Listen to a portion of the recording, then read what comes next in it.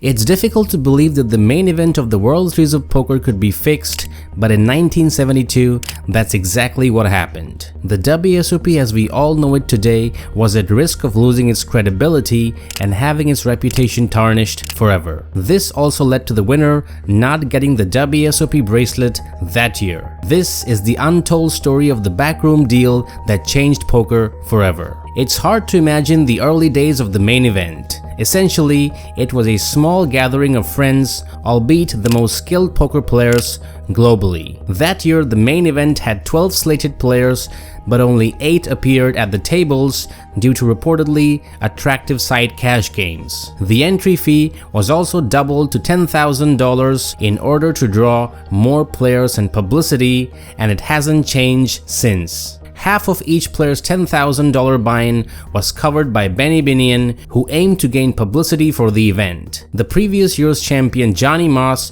took an early lead but was eventually eliminated by Doyle Brunson. With Moss out, the remaining players included famous names like Puggy Pearson, Jack Straus, Doyle Brunson, and Amarillo Slim. Slim was very short-stacked with less than 2,000 chips.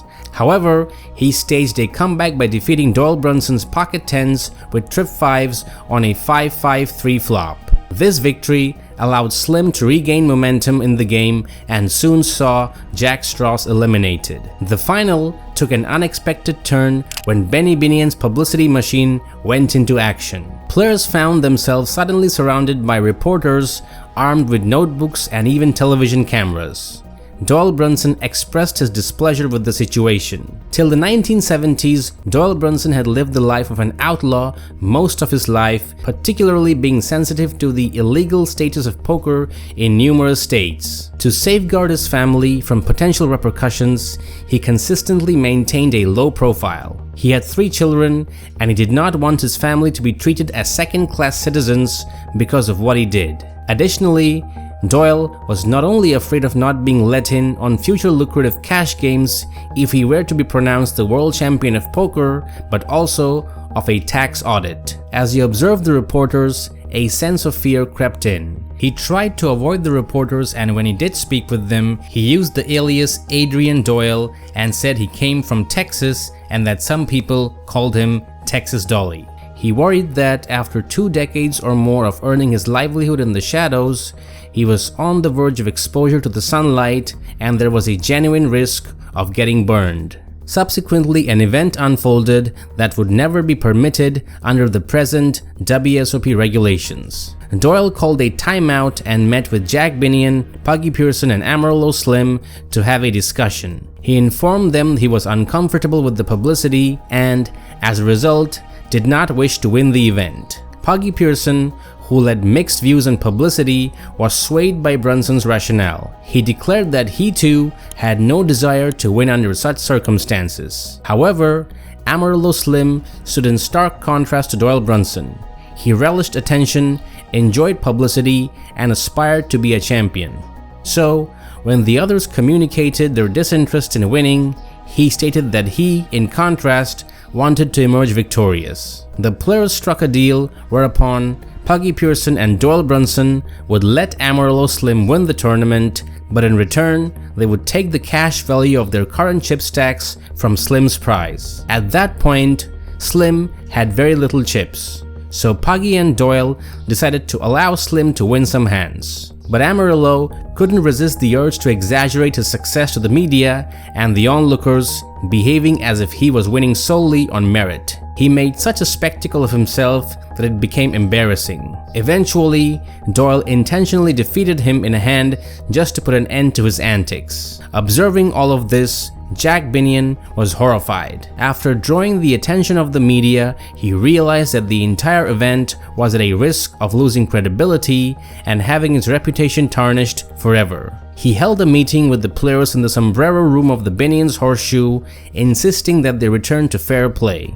Doyle explained his reasons for soft playing, and Binion allowed him to withdraw from the tournament and cash in his chips, while the reason for Brunson's departure was reported to be a stomachache.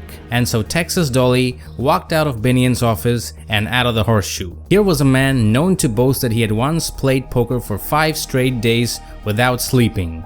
Now, he claimed he was too tired, nauseated, and dizzy to even sit at the table. As he turned his back on a world title, he told himself there would be other fortunes to win, other chapters of his legend to write, and maybe one day they would come without the guilt. The actual amount Brunson received in the end is a matter of dispute. Some sources suggested figures as low as $20,000, while others contend that Brunson might have left the tournament with as much as half of the prize pool. After Doyle left the game, Puggy and Slim continued playing. Slim asserts that Binion and his publicists, having garnered the media's attention for the first time, aimed for a fitting winner. They knew they couldn't get any publicity out of it if Doyle won it, as he wasn't a talker in those days. Puggy wouldn't have been a favorable choice because approximately half of the individuals he had wronged over the years were likely to speak out against him. Amarillo Slim said with his fare for publicity, he was the obvious choice. According to Slim's account, Puggy Pearson was dissatisfied with the earlier agreement and he was determined to win the tournament himself. However, it is said that Jack Binion convinced Puggy to intentionally play less aggressively against Amarillo. In the final hand, Pearson raised to 700 chips with pocket 6 and Slim with King Jack. A flop of King 8-8 was seen. Amarillo pushed his 51,000 chip stack in the pot and Pearson promptly called, both players getting all their chips in the pot.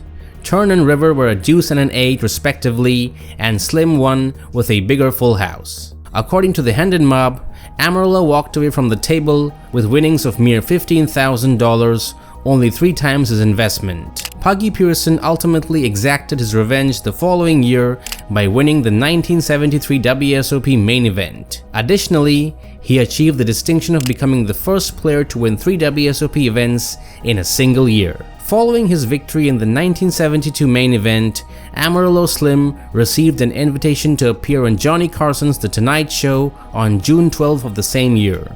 Subsequently, Slim made an additional 10 appearances on The Tonight Show, participated in an episode of CBS's Hour, and had a cameo in the 1974 film California Split. Amarillo's extensive media presence significantly contributed to the awareness of the World Series of Poker and the popularization of poker within mainstream US media and popular culture. Due to this, the following year's WSOP gained coverage on CBS, and more than 7,000 newspaper articles were dedicated to it. It's plausible to accept Slim's account as truthful because, more than anyone else in this situation, he had a compelling motive to conceal the arrangement. Specifically, it undermines his assertion of being a world champion. Slim, however, claimed no shame in this matter, contending that it wasn't his initiative and the decision wasn't within his control.